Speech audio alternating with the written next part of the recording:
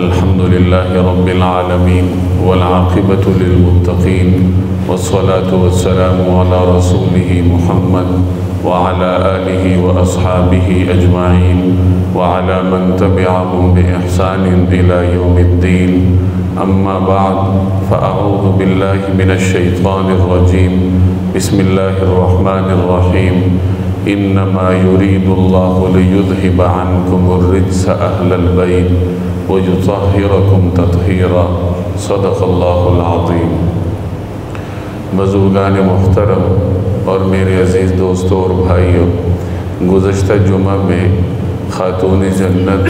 حضرت فاطمۃ الزہرا رضی اللہ تعالی عنہا کے کچھ زندگی کے احوال آپ کے سامنے عرض کیے تھے. حضرت فاطمہ رضی اللہ تعالی عنہا کو اللہ تبارک و تعالی نے 5 اولادیں عطا فرمائی تھیں، اور ان کے 3 صاحبزادے اور 2 صاحبزادیاں تھیں. حضرت حسن، حضرت حسین اور حضرت محسن رضی اللہ تعالی عنہم، یہ 3 ان کے صاحبزادے تھے. حضرت محسن کا نام محسن بھی بعض حضرات نے نقل کیا ہے. 2 ان کی صاحبزادیاں تھیں، ایک حضرت زینب بنت علی اور دوسری حضرت کلثوم بنت علی رضی اللہ تعالی عنہن. یہ 5 حضرت فاطمہ رضی اللہ تعالی عنہ کی اولاد شریف تھی. نمبر وار ان کا ذکر انشاءاللہ انہی نشستوں میں ہم پڑھیں گے. سب سے بڑے صاحبزادے کا نام حضرت حسن رضی اللہ تعالی عنہ تھا. ان کا نام حسن ہے. جب یہ پیدا ہوئے تو حضرت علی رضی اللہ تعالی عنہ نے ان کا نام حرب رکھا تھا، اور بعض روایات میں آتا ہے کہ حضرت علی نے ان کا نام حمزہ رکھا تھا. رسول اللہ صلی اللہ علیہ وسلم جب تشریف لائے تو آپ صلی اللہ علیہ وسلم نے ان کا نام تبدیل کیا اور ان کا نام حسن رکھا. حسن نام کے بارے میں آپ صلی اللہ علیہ وسلم نے فرمایا کہ یہ جنتی نام ہے. اور ایک اور روایت کا مفہوم ہے کہ اللہ جل جلالہ نے یہ نام محفوظ کیا ہوا تھا. چنانچہ رسول اللہ صلی اللہ علیہ وسلم نے اپنے بڑے نواسے کا نام حسن رکھا. ان کی ولادت کے بعد جو ابتدائی امور تھے وہ رسول اللہ صلی اللہ علیہ وسلم نے بذات خود انجام دیے. جب بچہ پیدا ہوتا ہے تو اس کے کان میں اذان دی جاتی ہے، گڈی دی جاتی ہے، بعد میں اس کا عقیقہ کیا جاتا ہے. یہ تمام وہ امور ہیں جو بچے کی ولادت کے بعد عام طور پر اس کے والدین نے انجام دینے ہوتے ہیں. حضرت حسن رضی اللہ تعالی عنہ کی ولادت کے بعد یہ تمام امور جناب رسول اللہ صلی اللہ علیہ وسلم نے بنفس نفیس انجام دیے. چنانچہ جب آپ کو اطلاع ملی کہ حضرت حسن رضی اللہ تعالی عنہ کی ولادت ہوئی ہے تو نبی کریم صلی اللہ علیہ وسلم اپنی صاحبزادی حضرت فاطمہ کے گھر میں تشریف لائے اور حضرت حسن رضی اللہ تعالی عنہ کا نام بھی رکھا، اور آپ کے کان میں نبی کریم صلی اللہ علیہ وسلم نے بذات خود اذان دی، اور اس کے بعد تحنیک بھی نبی کریم صلی اللہ علیہ وسلم نے خود فرمائی. تحنیک گھٹی دینے کے عمل کو کہا جاتا ہے. روایات میں آتا ہے کہ رسول اللہ صلی اللہ علیہ وسلم نے حضرت حسن رضی اللہ تعالی عنہ کے منہ میں اپنا لعاب مبارک ڈالا. تو گویا کہ دنیا میں آنے کے بعد حضرت حسن کے معدے میں اگر کوئی پہلی چیز گئی ہے تو وہ رسول اللہ صلی اللہ علیہ وسلم کا لعاب مبارک ہے. اور یہی ان کی خوش بختیوں اور سعادتوں میں سے ایک بڑی سعادت ہے کہ نبی کریم صلی اللہ علیہ وسلم نے اپنے لعاب مبارک کے ساتھ سیدنا حسن رضی اللہ تعالی عنہ کی تحنیک فرمائی. اس کے بعد جب 7واں دن ہوا تو نبی کریم صلی اللہ علیہ وسلم کے حکم سے سیدنا حسن رضی اللہ تعالی عنہ کے سر کے بال منڈوائے گئے، اور ان بالوں کی وزن کے برابر حضرت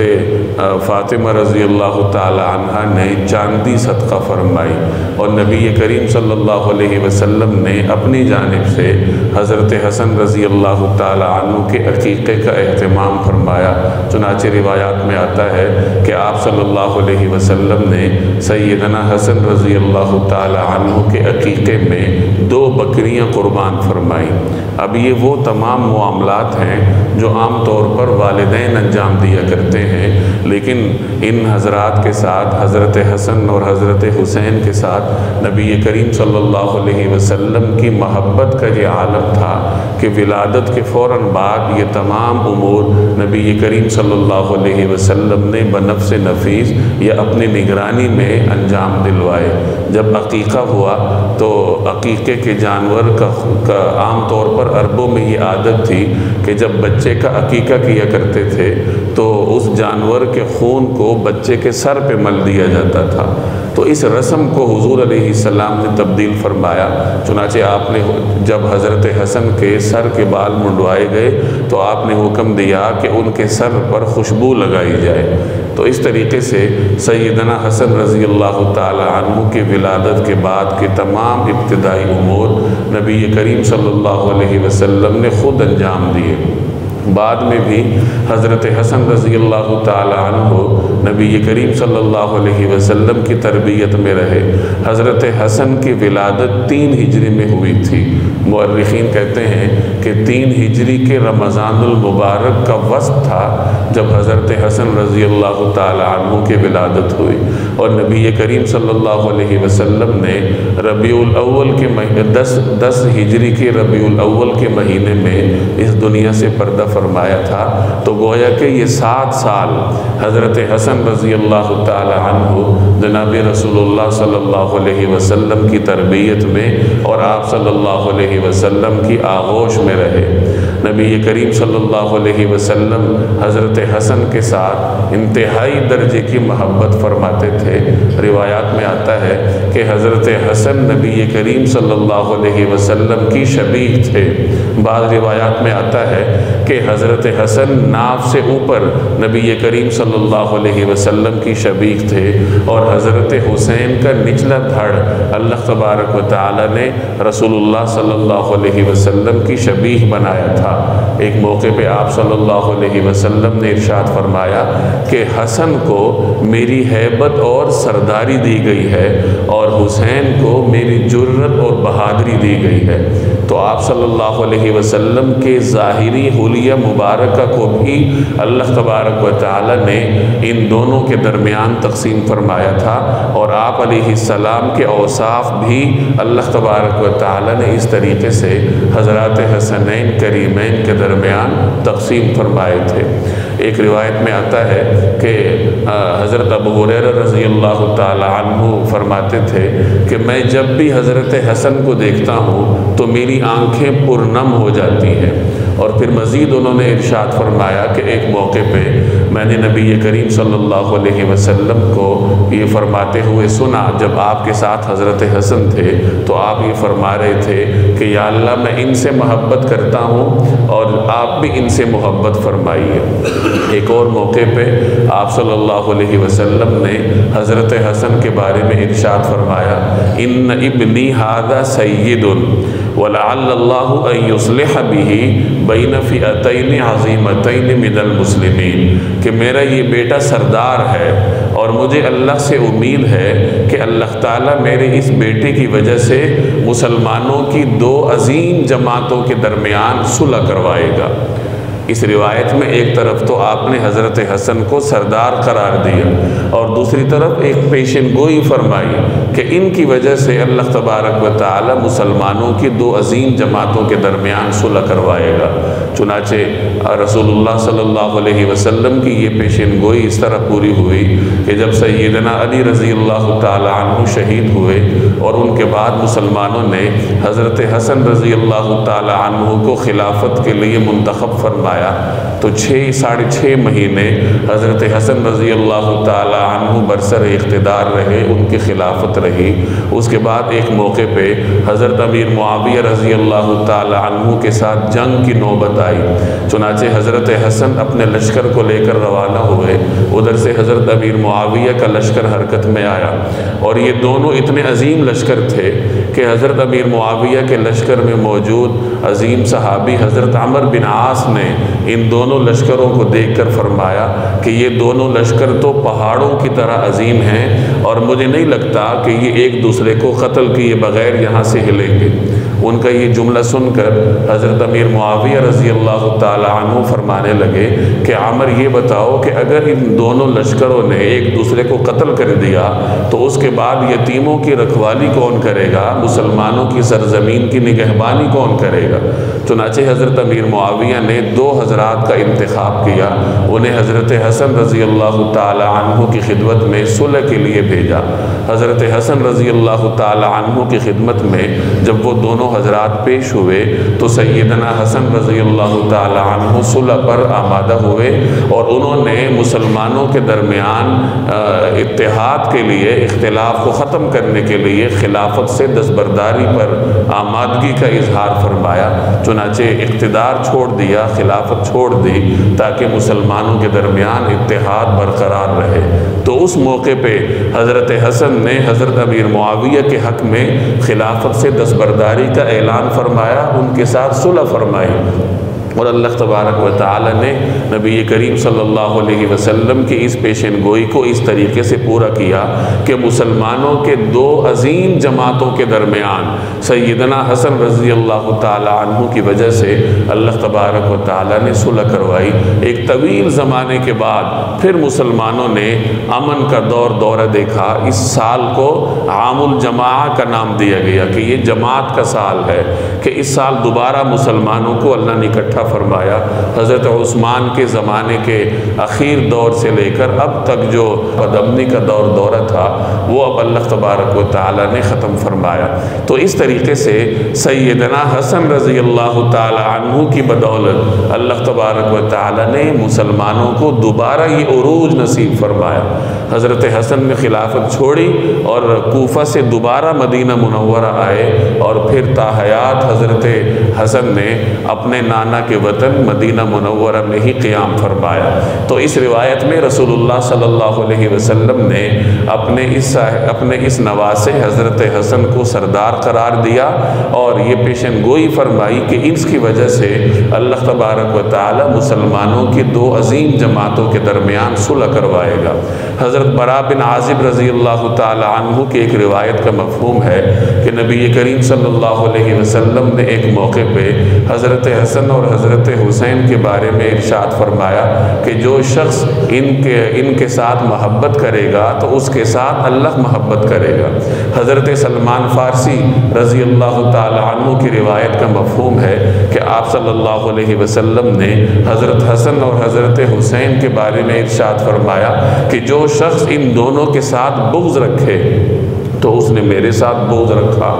اور جو میرے ساتھ بغض رکھے تو اس نے اللہ کے ساتھ بغض رکھا، اور جو اللہ کے ساتھ بغض رکھے تو اللہ نے اسے آگ میں داخل کر دیا۔ حضرت شداد رضی اللہ تعالی عنہ ایک صحابی ہیں، وہ فرماتے ہیں کہ ایک موقع پہ نبی کریم صلی اللہ علیہ وسلم باہر تشریف لائے نماز پڑھانے کے لیے، اور آپ صلی اللہ علیہ وسلم نے حضرت حسن یا حضرت حسین میں سے ایک کو اٹھا رکھا تھا۔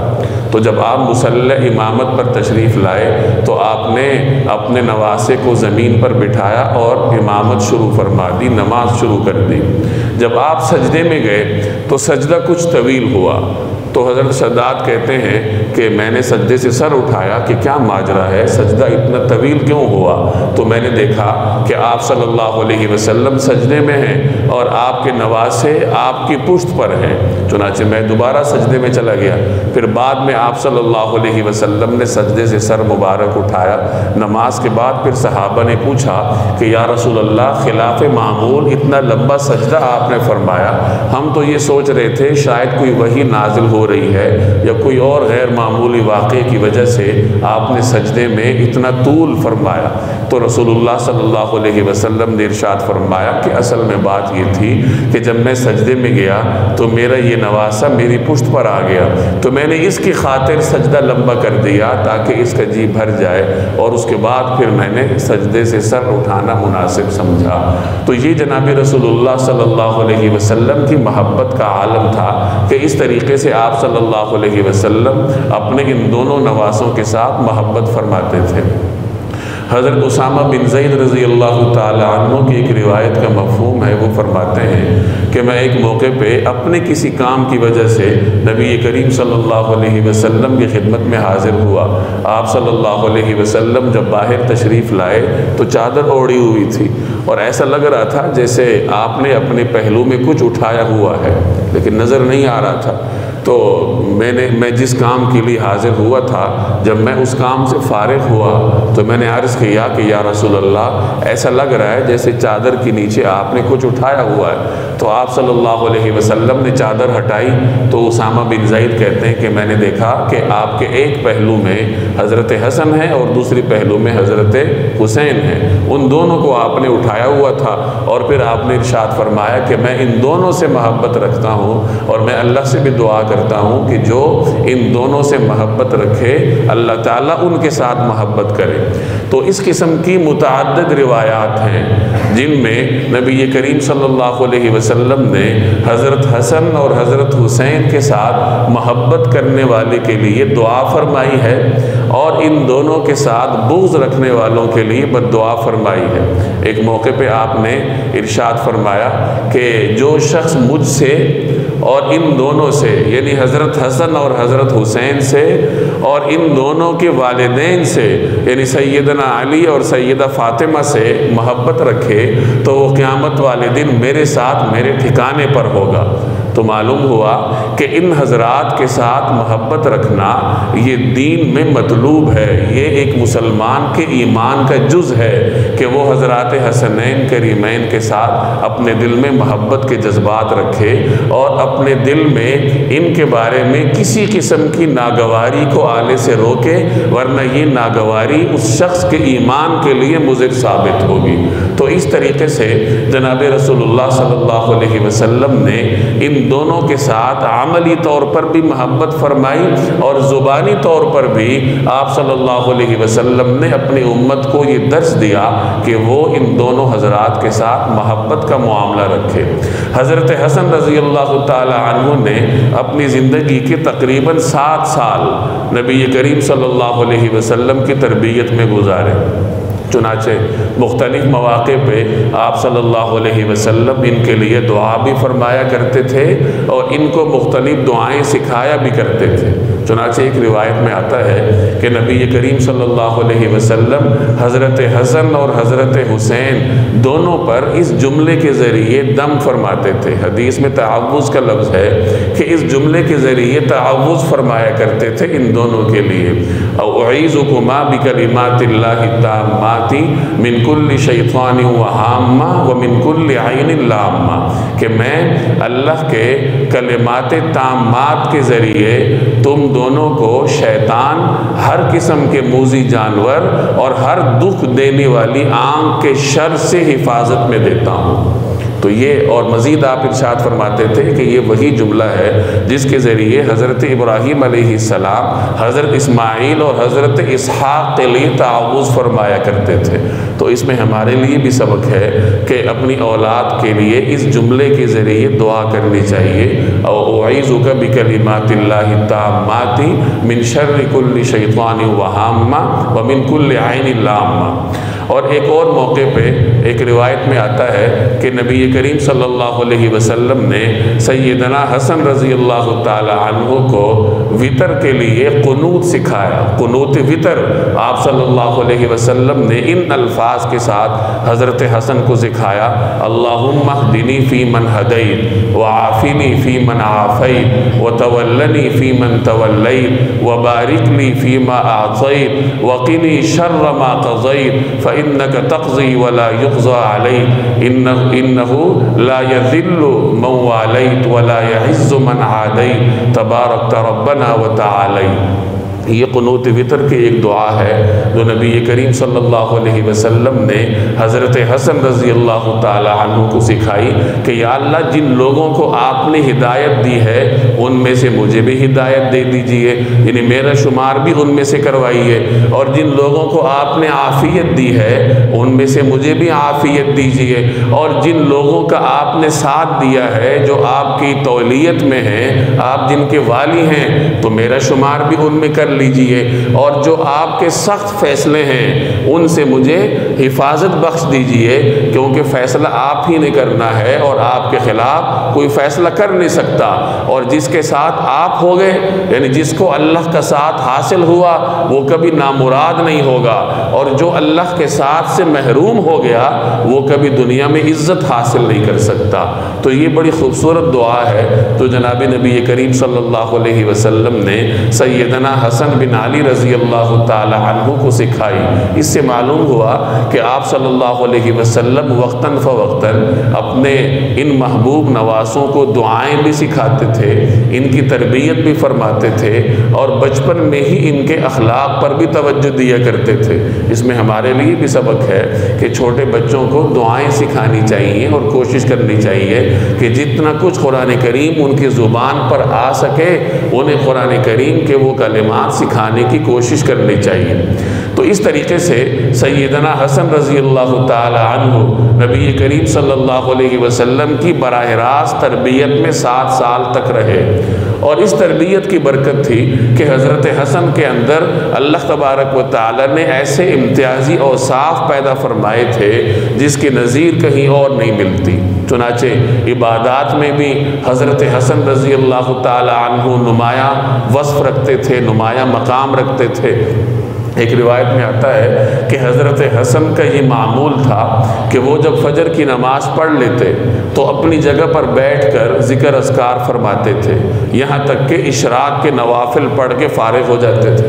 اس کے بعد قوم کے لوگ آ جاتے، مدینہ منورہ کے مختلف معزز اور معتبر لوگ آتے، حضرت حسن کے پاس وہیں بیٹھتے، علمی مجلس لگ جاتی، اور یہ مجلس چاشت تک لگی رہتی۔ چاشت کے نوافل پڑھ کے پھر حضرت حسن رضی اللہ تعالی عنہ وہاں سے اٹھتے اور ازواج مطہرات کے ہاں حاضری دیتے، ان کو سلام کرتے۔ بعض اوقات ازواج مطہرات میں سے کوئی حضرت حسن کو ہدیہ بھی دیتی، وہ قبول فرما لیتے، اور پھر وہ مسجد سے اپنے گھر جاتے اور دیگر کام کاج میں مشغول ہو جایا کرتے تھے۔ تو یہ دن کا ابتدائی تمام تر دورانیہ سیدنا حسن رضی اللہ تعالی عنہ مسجد نبوی میں ذکر اذکار میں اور دین کے درس و تدریس میں مصروف گزارتے تھے۔ اور اس کی فضیلت کے بارے میں خود حضرت حسن بن علی سے بھی ایک روایت منقول ہے کہ جو شخص فجر کی نماز پڑھے اور پھر اپنی جگہ پر بیٹھ کر ذکر اذکار کرتا رہے یہاں تک کہ سورج طلوع ہو جائے تو اللہ تعالیٰ اسے آگ سے محفوظ کر دے گا۔ یہ ان کی خود اپنی نقل کردہ روایت ہے جس پہ وہ اس طریقے سے عمل کرتے تھے۔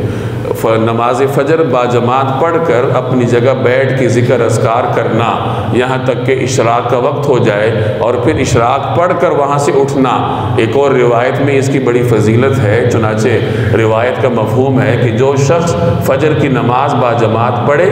اور اس کے بعد اپنی جگہ پر بیٹھ کر ذکر اذکار کرتا رہے یہاں تک کہ سورج طلوع ہو جائے، پھر 2 رکعت اشراق کی نماز پڑھ کے وہاں سے اٹھے، تو اللہ جل جلالہ کے ہاں اس کے لیے مقبول حج اور عمرے کا ثواب لکھا جاتا ہے۔ اتنے مختصر دورانیے میں اللہ تبارک و تعالی انسان کو اتنی عظیم نعمت عطا فرماتے ہیں، اور یہ نبی کریم صلی اللہ علیہ وسلم کا بھی معمول تھا کہ آپ صلی اللہ علیہ وسلم جب فجر کی نماز پڑھا لیتے تو روایات میں آتا ہے کہ 4 زانو ہو کر اپنی جائے نماز پر آپ صلی اللہ علیہ وسلم تشریف فرما رہتے، ذکر اذکار کرتے۔ فجر کی نماز کے بعد جب آپ تشریف فرما ہوتے تو صحابہ کرام بھی آپ کی خدمت میں حاضر ہو جاتے۔ کسی نے کوئی خواب دیکھا ہوتا تو وہ حضور علیہ السلام کی خدمت میں عرض کرتا، بعض اوقات خود حضور علیہ السلام نے کوئی خواب دیکھا ہوتا تھا تو آپ صلی اللہ علیہ وسلم صحابہ کے سامنے اس کو بیان فرماتے، اور اسی مجلس میں بعض اوقات اہل مدینہ اپنے باغ کا پہلا پھل بھی بھیجا کرتے تھے بطور برکت کے، اور بعض اوقات مدینہ کے مختلف گھر والے اگر اور کچھ نہ پاتے تو پانی ہی بطور تبرک کے حضور علیہ السلام کے پاس بھیجتے، اور آپ صلی اللہ علیہ وسلم اس پانی میں اپنا دست اقدس ڈال دیتے تبرک کے لیے، اور پھر دوبارہ اس گھر والوں کو بھجوا دیتے۔ تو یہ فجر کی نماز کے بعد جناب رسول اللہ صلی اللہ علیہ وسلم کی نشست ہوتی تھی مسجد نبوی میں آپ علیہ السلام کی جائے نماز پر۔ تو حضرت حسن رضی اللہ تعالیٰ عنہ نے اپنے بچپن کے زمانے میں اپنے نانا کا یہ طرز عمل دیکھا تھا، چنانچہ اسی طرز عمل کو انہوں نے اس طریقے سے برقرار رکھا کہ وہ فجر کی نماز کے بعد اپنی نشست پر ہی تشریف فرما ہوتے تھے، اور مختلف لوگ آ کے ان کے ساتھ علمی گفت و شنید بھی کرتے تھے، مختلف مسائل بھی زیر بحث آتے تھے۔ دن کا پہلا حصہ اس طریقے سے اللہ کی بارگاہ میں گزارتے، اور رات کا بھی پہلا حصہ حضرت حسن رضی اللہ تعالی عنہ اللہ کی بارگاہ میں گزارتے۔ چنانچہ روایات میں آتا ہے کہ حضرت حسن قیام اللیل رات کے پہلے حصے میں پڑھتے تھے، اور حضرت حسین قیام اللیل رات کے اخیر حصے میں پڑھتے تھے۔ تو یہ ان کا اپنا اپنا ذوق تھا کہ قیام اللیل کا اہتمام کرنا ہے، اور حضرت حسن اپنے ذوق کے مطابق رات کے پہلے حصے میں کرتے، اور سیدنا حسین اپنے ذوق کے مطابق رات کے اخیر حصے میں کیا کرتے تھے۔ تو قیام اللیل سے فارغ ہو کے پھر بستر پر تشریف لاتے سونے کے لیے، اور بستر پر جب سونے کے لیے تشریف لاتے تو سورہ کہف کی تلاوت فرمایا کرتے تھے۔ یہ سیدنا حسن رضی اللہ تعالی عنہ کے دن کے پہلے اور آخری حصے کے معمولات ہیں کہ اس طریقے سے وہ دن کے پہلے حصے میں اور آخری حصے میں اور رات کے پہلے حصے میں اللہ تبارک و تعالیٰ کو یاد کیا کرتے تھے۔ سیدنا حسن کے بارے میں آتا ہے کہ انہوں نے مدینہ منورہ میں اپنے قیام کے دوران 25 پیدل حج کیے ہیں۔ حضرت ابن عباس رضی اللہ تعالی عنہ سے منقول ہے، وہ یہ فرماتے تھے کہ میں نے جوانی میں جو عمل نہیں کیا، جو میں نہیں کر سکا، جس پر میں پشیمان ہوں، وہ یہ ہے کہ میں نے اپنی جوانی میں پیدل حج نہیں کیا، جبکہ حسن بن علی نے اپنی جوانی میں 25 پیدل حج کیے تھے۔ یہ حضرت ابن عباس رضی اللہ تعالی عنہ کا بیان ہے، جس میں وہ پیدل حج نہ کر سکنے پر اپنی حسرت کا اظہار فرما رہے کہ یہ جوانی کی عبادت ہوتی ہے کہ آدمی پیدل حج کر لے، بڑھاپے میں تو نہیں کی جا سکتی، اور میں جوانی میں کسی وجہ سے نہ کر سکا، جبکہ حضرت حسن نے اپنی جوانی میں 25 پیدل حج کیے تھے۔ ایک اور روایت میں آتا ہے کہ حضرت حسن بن علی بیت اللہ اس شان سے جایا کرتے تھے کہ آپ پیدل ہوتے تھے اور آپ کی عمدہ سواریاں آپ کے ساتھ ساتھ چلا کرتی تھی۔ یعنی پیدل حج کرنے کی یہ وجہ نہیں تھی کہ سواری نہیں تھی، سواریاں ہوتی تھیں لیکن سواری پر سوار نہیں ہوتے تھے، یہ ان کا اپنا ذوق تھا۔ کسی نے ایک مرتبہ پوچھا کہ اس کی کیا وجہ ہے کہ سواریاں آپ کے ساتھ چلتی ہیں اور آپ اس پہ سوار نہیں ہوتے، پیدل حج کرنے کے لیے جاتے ہیں؟ تو وہ فرمانے لگے کہ مجھے اس سے حیا آتی ہے کہ میں اللہ کے دربار میں جاؤں اور سوار ہو کر جاؤں۔ تو یہ ان کا اپنا ایک خاص ذوق تھا عبادات کے بارے میں۔ اسی طریقے سے اللہ تبارک و تعالی نے لوگوں کی مدد کرنے کا خاص ذوق ان کو عطا فرمایا تھا، لوگوں کی حاجت روائی بڑھ چڑھ کے کرتے تھے۔ ایک روایت میں آتا ہے کہ حضرت حسن ایک موقع پر طواف کر رہے تھے، تو عین طواف کے دوران کوئی شخص اپنا مسئلہ لے کے حاضر ہوا کہ میرا یہ مسئلہ ہے اور آپ میرے ساتھ چل کے اس کو حل فرمائیے۔ تو حضرت حسن نے طواف کو ادھورا چھوڑا اور اس شخص کے ساتھ چلے گئے، اس کا کام کیا اور پھر واپس آ گئے۔ تو کسی نے پوچھا کہ یہ آپ نے کیا کیا؟ آپ طواف چھوڑ کے ایک آدمی کے ساتھ گئے ہیں۔ تو وہ فرمانے لگے کہ دیکھو، میں نے حضور صلی اللہ علیہ وسلم سے سنا ہے کہ جو آدمی اپنے بھائی کی حاجت روائی کے لیے جائے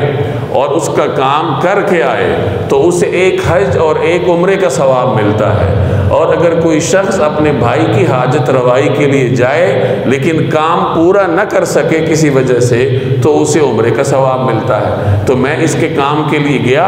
اس کا کام میں نے کیا، حج اور عمرے کا ثواب مجھے مل گیا، اور طواف کے لیے میں یہ دوبارہ آ گیا ہوں۔ یعنی جو ادھورا طواف میں نے چھوڑا تھا اس کی میں تکمیل ابھی کر لوں گا، لیکن اس دوران میں نے یہاں سے جانے کے بعد حج اور عمرے کا ثواب حاصل کر لیا۔ تو یہ دین کی سمجھ تھی، تفقہ توقع تھا جو اللہ تبارک و تعالی نے جناب رسول اللہ صلی اللہ علیہ وسلم کے خانوادے کو عطا فرمایا تھا۔ حضرت حسن کی سخاوت کے بھی بڑے واقعات ملتے ہیں۔ ایک روایت میں آتا ہے کہ سیدنا حسن نے اپنی زندگی میں 3 دفعہ اپنا سارا مال اللہ کے راستے میں صدقہ کیا، یہاں تک کہ اپنے موزے بھی اللہ کے راستے میں دے دیے۔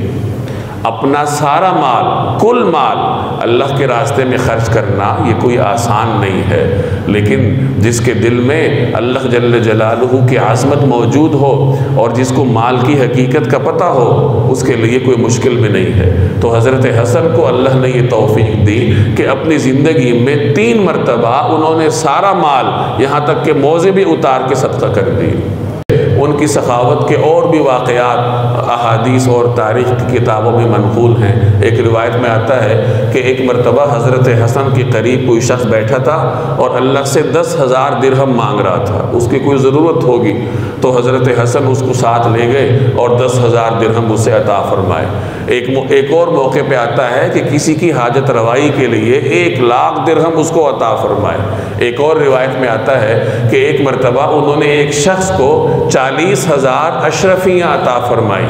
اشرفی سونے کے سکے کو کہتے ہیں، تو 40,000 اشرفیاں عطا فرمائی۔ وہ شخص وہ اٹھا نہ سکا، وزنی تھی، وہ 2 مزدور لے آیا، تو حضرت حسن نے ان مزدوروں کی اجرت بھی اپنے جیب سے عطا فرمائی۔ تو اس طریقے سے اللہ تبارک و تعالی نے سیدنا حسن رضی اللہ تعالی عنہ کو سخاوت کا ملکہ عطا فرمایا تھا۔ تو جتنے ایک اچھے مسلمان میں اوصاف ہو سکتے ہیں وہ کمال کے درجے میں اللہ تبارک و تعالی نے سیدنا حسن رضی اللہ تعالی عنہ میں رکھے تھے۔ یہی وجہ ہے کہ جناب رسول اللہ صلی اللہ علیہ وسلم نے اپنے مختلف فرامین میں جہاں امت کو قرآن اور سنت کی اتباع کی ہدایت کی ہے، وہاں ایک روایت میں آپ صلی اللہ علیہ وسلم نے اپنے اہل بیت کی اتباع کی بھی تلقین فرمائی ہے، کیونکہ نبی کریم صلی اللہ علیہ وسلم کے گھرانے کے یہ وہ مقدس حضرات ہیں جنہوں نے رسول اللہ صلی اللہ علیہ وسلم کو اپنے سامنے عبادات کرتا ہوا دیکھا، لوگوں کے ساتھ معاملات کرتا ہوا دیکھا، گھر میں کام کاج کرتا ہوا دیکھا، اور آپ علیہ السلام کے ان تمام اوصاف کو ان حضرات نے اپنے اندر ڈھال لیا۔ تو گویا اہل بیت کی اتباع کرنا یہ براہ راست رسول اللہ صلی اللہ علیہ وسلم کی سنت کی اتباع کرنا ہے۔ حضرت حسن رضی اللہ تعالی عنہ کی شہادت 47 برس کی عمر میں ہوئی تھی۔ چنانچہ روایات میں آتا ہے کہ 49 ہجری 5 ربیع الاول کو سیدنا حسن رضی اللہ تعالی عنہ اس دنیا سے رخصت ہوئے۔ انہیں کئی مرتبہ زہر دیا گیا تھا، لیکن آخری مرتبہ جو زہر دیا گیا وہ بہت خطرناک تھا، اور اطباء نے ان کو کہا تھا کہ اس زہر نے آپ کے جگر اور آنتوں کو کاٹ کے رکھ دیا ہے۔ چنانچہ اسی تکلیف ہی میں سیدنا حسن رضی اللہ تعالی عنہ اس دنیا سے رخصت ہوئے، اور اللہ تبارک و تعالی نے انہیں شہادت کا مقام عطا فرمایا۔ اللہ جل جلالہ ان حضرات کے اسوہ حسنہ پر عمل کرنے کی توفیق عطا فرمائے۔ وما علینا الا البلاغ۔